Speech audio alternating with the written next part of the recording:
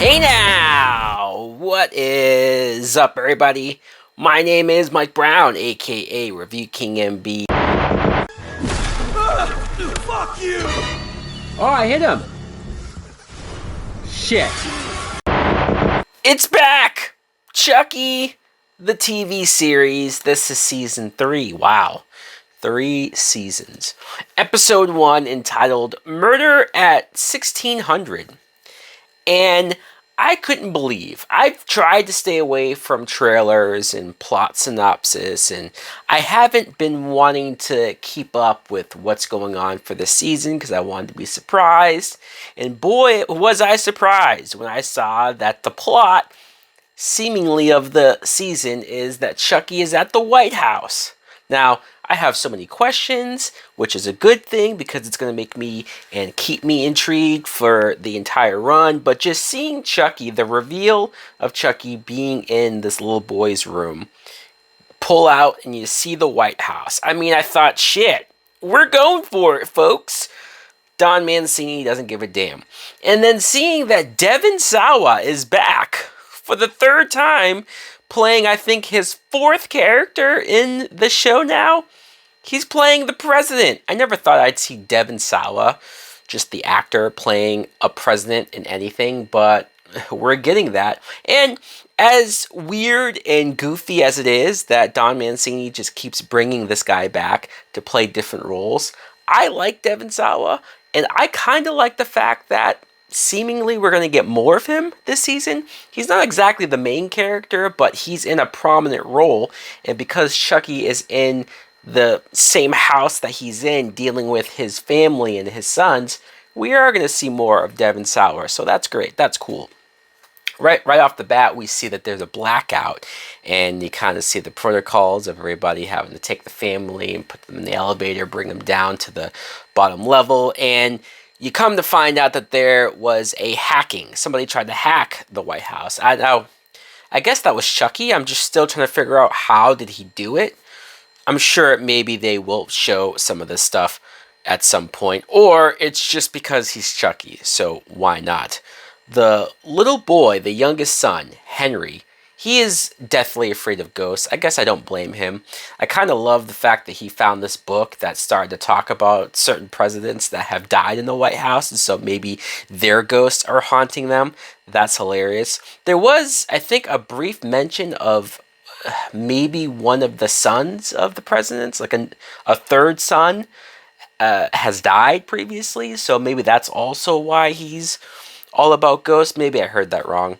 And there's another brother, and he's the older rebel.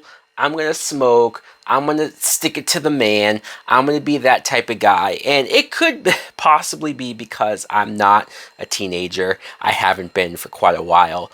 But I saw him, and I instantly rolled my eyes and thought, okay, he's the stereotypical rebel teen that's not going to listen, that talks back. I get it. I know that you're going to have a kid like this in most families out there. But I guess I thought, because we're dealing with the White House and the president's kids, maybe we could have done something less cliched or something a little more interesting, but who knows? By the end of the episode, after a death happens, he did seem like maybe he was going to come around and be a nicer brother. Maybe I'm wrong, though. What I'm talking about is one of the bodyguards, the guy that's protecting, especially Henry. He goes to search his room to kind of make sure everything's safe. The Chucky doll is there. And earlier in the episode, the Chucky doll stole the president's envelope, scissors or knife, whatever, cutter. And so the bodyguard finds this, takes it away from him. And Chucky, at first I was like, why did he do that? He has such a good cover. He's in such a high profile environment. Why would he risk it by killing this bodyguard right now? But maybe it's because the bodyguard took his weapon of choice that he wanted to use later on. Because Chucky took the guy's gun and shot him in the face, or under his face. First of all, I thought this episode was going to be slower, going to be more of a setup and just have things going on. I forgot that the Chucky series tries to have at least one memorable awesome kill per episode. And this did not disappoint. This kill, the practical effects, I saw the little featurette after the episode of how they did it. It looked great. And just seeing the guy's head, the top of his head blow off, and just his eyeball goes up against the... It was brutal. It was rough. I can't believe they can get away with this on just regular cable, but they did. Now, you got little splices of our previous main characters from the first 2 seasons. I'm talking about Jake, Devin, and Lexi. They had their own mostly online live streaming. Hey guys, this is what's going on in my life. And they're all specifically looking for that last Chucky doll. I guess there's only one left. We had like hundreds of them, but now there's just one. And especially Lexi is looking for her little sister. And I went, oh yeah, that was a pretty big fucking cliffhanger at the end of last season where Chucky was with the sister. He killed her mom. Also, we don't know what happened to Tiffany, Jennifer Tilly. In the previews, it shows that she's in jail, maybe. So I guess that's our answer. They're just not going to kill off Jennifer Tilly. They refused to do it. She probably should have died a long time ago. I get it. She's a fan favorite, but my God. I don't know what happened to Caroline. I don't. My guess is that Chucky possessed her at some point, and I don't know if that means that she's dead necessarily, because Nika survived being possessed by Chucky, so it's possible. But what's going on with Nika, right? Wasn't she hunting Chucky down? Wasn't she sort of on top of things? Maybe we'll see her back. Are we going to see Andy and his sister? I mean, so many questions. And you see at some point Chucky calls the kids to almost taunt them.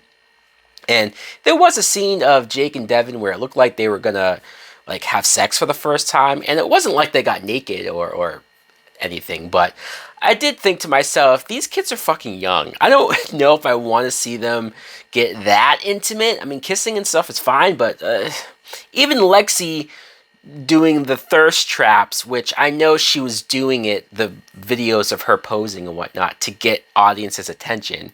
And it's sad, but it's true that what you gotta do nowadays is you gotta be a good-looking chick and people will watch your shit. But how young are these kids? How young is the actress playing Lexi? That it's like they're trying to make me, hey, look at them.